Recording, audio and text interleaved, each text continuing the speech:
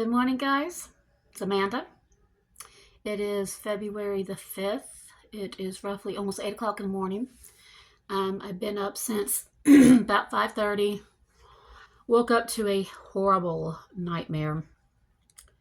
It's not a good way to start your day. But anyway, had to get up, get myself moving and going. I kind of thought I would share as much as I can daily what's going on with my dad's life. I have found that I've been using a notebook to write everything down, kind of a journal of what I'm doing daily with him, what needs to be done so I don't forget, and then marking it off, good old marking off things. And the first thing I realized this morning is that I haven't been spending enough time with God and His Word. I've been getting so busy trying to keep my mind busy off the actual severity of my dad's illness, but I should have been putting that on prayer. So if you could look here, this is like the first thing. Hope it's not backwards. Prayer and praise. First thing I've got to do, because if I don't have God directing me, I don't have anything, because I rely on myself and I mess up. Okay. And I messed up big yesterday. I might get into that later.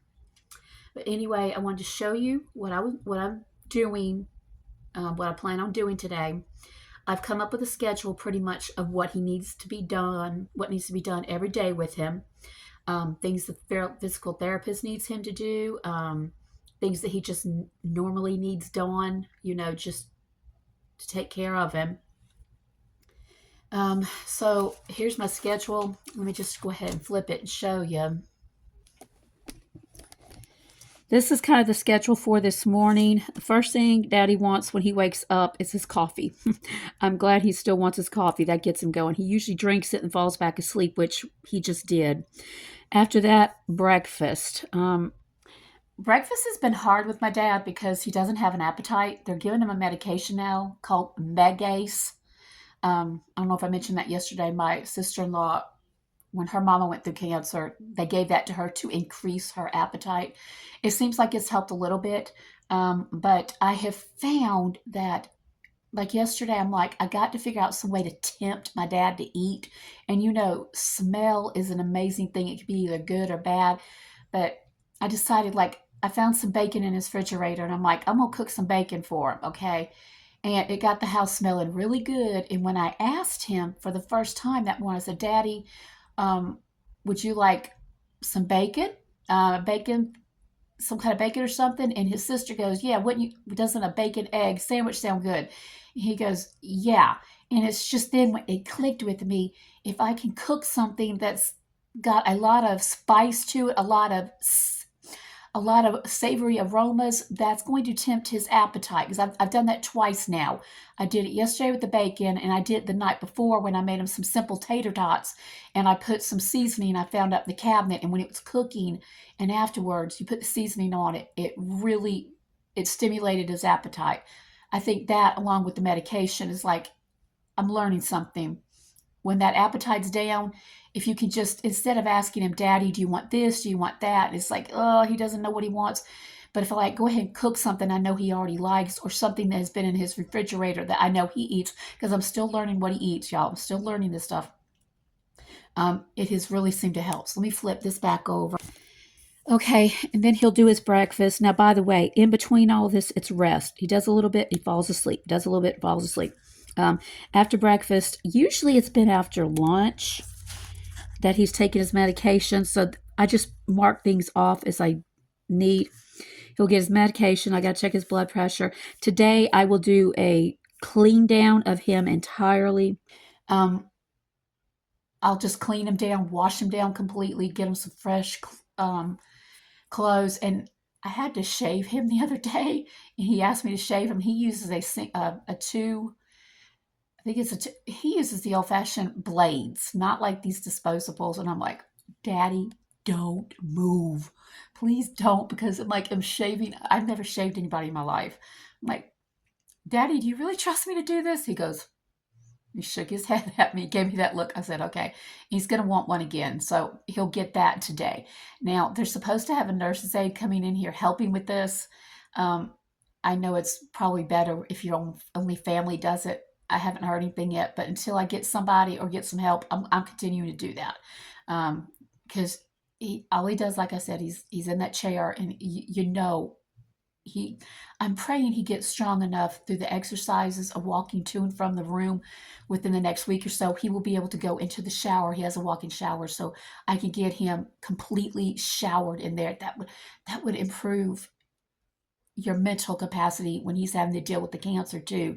Just being clean is like is awesome. So what else do we do? And then you look down here. After the wash down and stuff, he'll rest after that. Couch exercises. He has to do the couch exercises that the physical therapist had, and he has to walk to and from his bedroom and back. It's not far, but it's building up his strength, which is so important, especially with this new treatment he's got coming up. Check his blood pressure with that, and then there'll be lunch. So he's going to have a busy morning. This may take the better part of the day. That's okay. Exercises number 2. I have to do it again. Whatever couch exercises we did in the morning, we have to do in the evening. That's harder. The other day, he's like, no, I ain't doing it. I don't blame him. We'll work on that. We'll work on that. And then after that, it's just the rest of the day, just dinner, him dozing.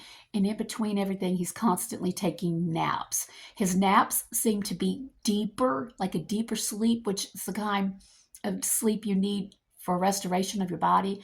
I am very thankful for that. So that's kind of what's going on with my day today. Um, Yep, still coveting prayers. I feel emotionally better today than I did yesterday. Yesterday was kind of like, you have your ups and downs. I got to spend a lot of time FaceTiming with my grandson. My grandson's having a very hard time with this. It's breaking my heart because I've had my grandkids. I have my grandkids when I'm back at home in North Carolina a lot. Um, they're my sunshine and my joy. But anyway, I've been FaceTiming them and trying to communicate with them that. And last night I showed him my bedroom where I'm staying. He's like he was so they were so interested in where grandma was. And if you look over there, there's some pictures of me, of my grandson's mom and aunt when they were babies, when I was like 21 years old and I had my kids. They thought it was very interesting that I was staying so far away in a place with those pictures. Of course, those pictures of my dad's, that's his grandchildren. So anyway, that's kind of what's going on in my day. So I appreciate y'all's prayers, and most importantly, guys, make sure you know Jesus. And when I say know Jesus, please make sure that you've got a relationship with him, that you've given your life to him, that you repented, you turned to him. Know he's the only way you can get to heaven, not of your works, lest any man should boast. Every day is precious, and we just don't know when we're going to be called home. So you guys have an awesome one. Until tomorrow, God bless.